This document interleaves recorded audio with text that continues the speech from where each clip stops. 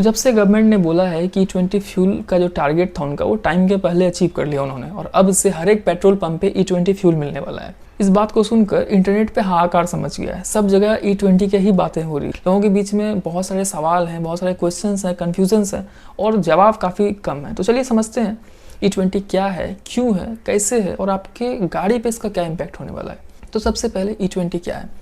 तो E20 मतलब ethanol 20, मतलब कि 20% एथेनॉल की ब्लेंडिंग होगी अब नॉर्मल फ्यूल के अंदर। अगर आपने 1 लीटर का फ्यूल लिया है तो उसमें 800 ml नॉर्मल पेट्रोल होगा और 200 ml उसमें एथेनॉल मिक्स होगा। तो ये हुआ E20। एथेनॉल कोई नई चीज़ नहीं है। सबसे पहले दुनिया भर में ब्राज़ील ने लेट 1970s में एथेनॉल मिक्सिंग को उन्होंने मैंडेटरी बनाया था। तब से वहाँ पे एथेनॉल ब्लेंडिंग फ्यूल चल रही है। उसी समय यूएस भी एथेनॉल ब्लेंडिंग पे काम कर रहा था और वो जनरली ऑक्टेन बूस्टर की तरह एथेनॉल ब्लेंडेड फ्यूल को यूज़ करते थे। जैसे जैसे टाइम बीतता गया, एथेनॉल ब्लेंडेड फ्यूल की जो एक्सेप्टेंस है वो बढ़ती चली गई। आज के डेट में बात करूँ तो आज बहुत सारे देश जो है एथेनॉल ब्लेंडेड फ्यूल यूज़ करते हैं। जैसे इंडिया हो गया, चाइना हो गया, ब्राज़ील हो गया, यूएस हो गया, यूरोपियन यूनियन के काफ़ी सारे कंट्रीज़ हैं, अर्जेंटीना है। इस तरह के बहुत सारे देश हैं जो कि एथेनॉल ब्लेंडेड फ्यूल यूज़ करते हैं। जनरली 5% से लेकर 27.5% तक एथेनॉल ब्लेंडेड यूज़ किया जाता है मैंडेटरी में। तो एथेनॉल पे स्विच करने का सबसे बड़ा एक मेन रीज़न ये रहा है, जैसे हमारा देश एक ऑयल इंपोर्टर देश है, मतलब कि हम जो है अपने जो यूज़ का जो ऑयल होता है, क्रूड ऑयल, वो बाहर देश से मंगवाते हैं, राइट। तो इसमें काफ़ी सारी कॉस्टिंग आती है। जैसे आपको पता ही होगा कि ऑयल की जो प्राइस भी है काफ़ी वेरी करती रहती है। तो इन सब फ्लक्चुएशन से बचने के लिए काफ़ी सारे देश ने, डिपेंडेंसी कम करने के लिए ऑयल पे, काफ़ी सारे देश ने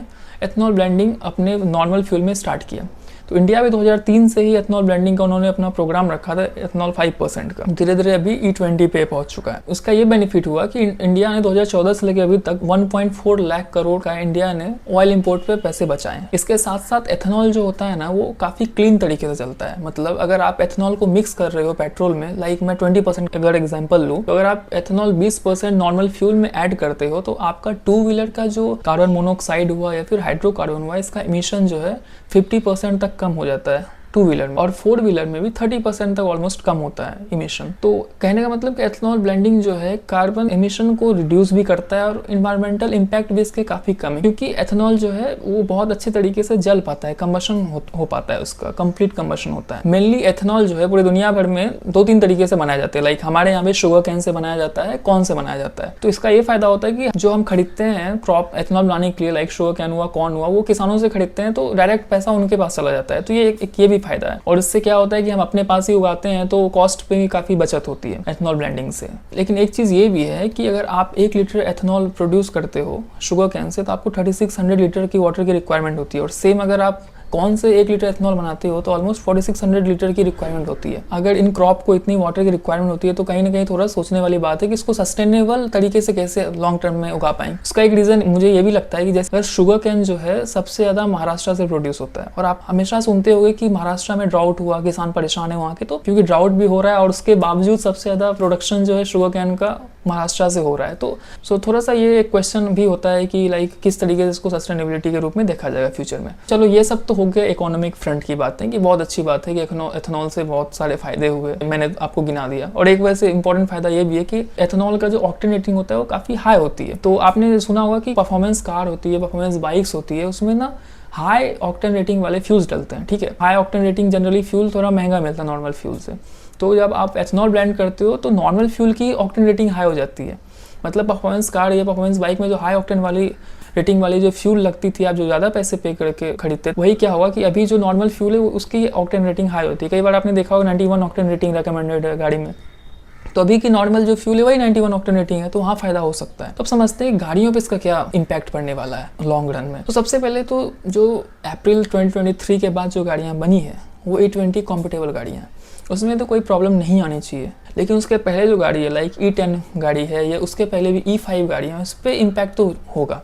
उसका रीज़न है कि देखो जो एथेनॉल है उसका नेचर होता है कोरोसिव, मतलब कि एथेनॉल जो है वाटर को अट्रैक्ट करता है। मीन्स कि अगर एथेनॉल ब्लेंडेड जो है फ्यूल आपके गाड़ी के टैंक में पड़ा हुआ है तो वो क्या करेगा, वाटर को, मॉइस्चर को अट्रैक्ट करेगा। इससे क्या होगा कि आपके टैंक में रस्टिंग हो सकती है और रस्टिंग से लीकेज की समस्या हो सकती है।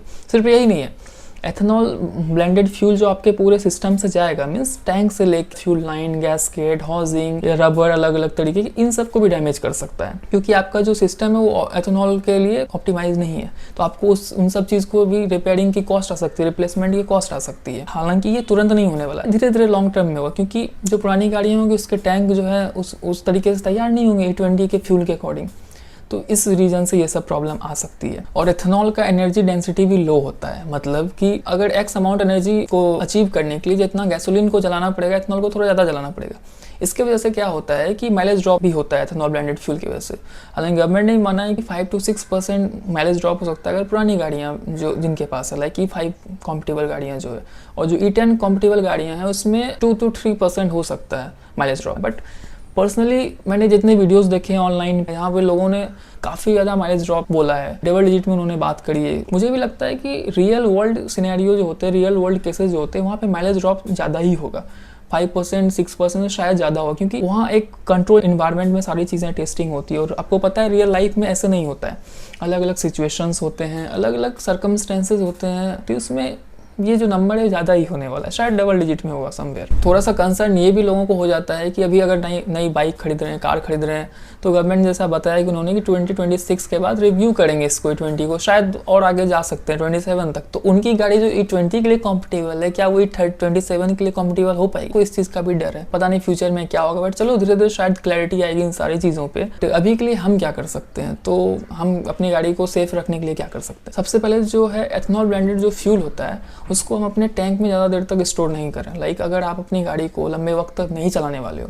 तो उस पेट्रोल को निकाल लो फ्यूल अपने टंकी से, ताकि वो रस्ट क्रिएट ना करे आपको वहाँ पे और आपको आगे फर्दर समस्या ना हो। और जितना ज़्यादा हो सके बाइक को चलाइए, लाइक खड़ी कम रखिए बाइक को, अपने स्पिन पे लेके निकल जाइए 1-2 दिन में, 3 दिन में। ऐसा नहीं कि रखा हुआ है 10 दिन से, 1 सप्ताह से पड़ा हुआ है गाड़ी, ऐसा मत करो आप लोग। उसके बाद जो है टैंक कैपेसिटी मैक्सिमम कैपेसिटी पे ही रखो, क्योंकि अगर स्पेस कम होगा टैंक के अंदर तो मॉइस्चर को अट्रैक्ट करने का स्कोप भी कम होगा कहीं ना कहीं, तो इससे आपका गाड़ी का टैंक बच सकता है। इसके साथ एंटी रस्ट जो एडिटिव्स आते हैं, रस्ट प्रोटेक्टर जो आते हैं, आप इसका इस्तेमाल करो रेगुलर बेसिस पे। और फ्यूल लाइंस हो, हॉजेज हो, इन सब चीज़ को आपको टाइम टू टाइम शायद रिप्लेस कराना पड़े अगर वो E20 कॉम्पिटेबल नहीं हुआ तो। और गाड़ी पार्क में हो सके तो शेड करिए, हालांकि मुंबई में मुश्किल है, बट आप पार्किंग कवर डाल दीजिए उसके ऊपर। आप अपने गाड़ी का ध्यान रखते रहिए कि उसके बिहेव में अगर कुछ चेंज हो रहा है तो उसको चेक कराइए मैकेनिक से या फिर सर्विस सेंटर से, जहाँ से भी कराते हैं आप। तो इसके लिए आप उस चीज़ को के लिए भी मेंटली प्रिपेयर रहिए कि हाँ, हमें टाइम पे सर्विस कराते रहना है अपनी गाड़ी का। अभी वारंटी को लेके भी काफ़ी सारे कन्फ्यूजन्स हैं, क्योंकि अभी कुछ दिन पहले एको ने पोस्ट डाला था, उनसे किसी ने पूछा था क्या कि वारंटी के बारे में E20 पेट्रोल से रिलेटेड, तो उन्होंने बोल दिया कि नहीं यार, आप अगर E20 फ्यूल डला रहे हो, मतलब जो अगर आपका गाड़ी का रिकमेंडेड नहीं है और उसके वजह से अगर कुछ डैमेज हो रहा है तो वो इंश्योरेंस क्लेम नहीं देंगे। हालांकि उन्होंने बाद में वो ट्वीट डिलीट कर दिया, और पहले भी गाड़ी मैन्युफैक्चरर्स जो है उनसे पूछा गया था तो उसका भी आंसर पहले कुछ था, और अभी हालांकि वो दे रहे हैं कि कुछ नुकसान नहीं होना चाहिए E10 व्हीकल में भी। तो मतलब इसके वजह से जो वारंटी है वही इंटैक्ट रहेगी। इन्फॉर्मेशन बैक एंड फोर्थ होने की वजह से थोड़ा सा कन्फ्यूजन और बढ़ गया है, तो धीरे धीरे क्लैरिटी और आएगी, शायद समझ में आएगा क्या होने वाला है इस फ्यूल के साथ और वारंटी में क्या इसका इम्पैक्ट पड़ेगा। तो ये सब चीज़ है। अभी के लिए तो इस वीडियो में इतना ही है, तो मिलते हैं अगली वीडियो में, तब तक के लिए बाय बाय, टेक केयर।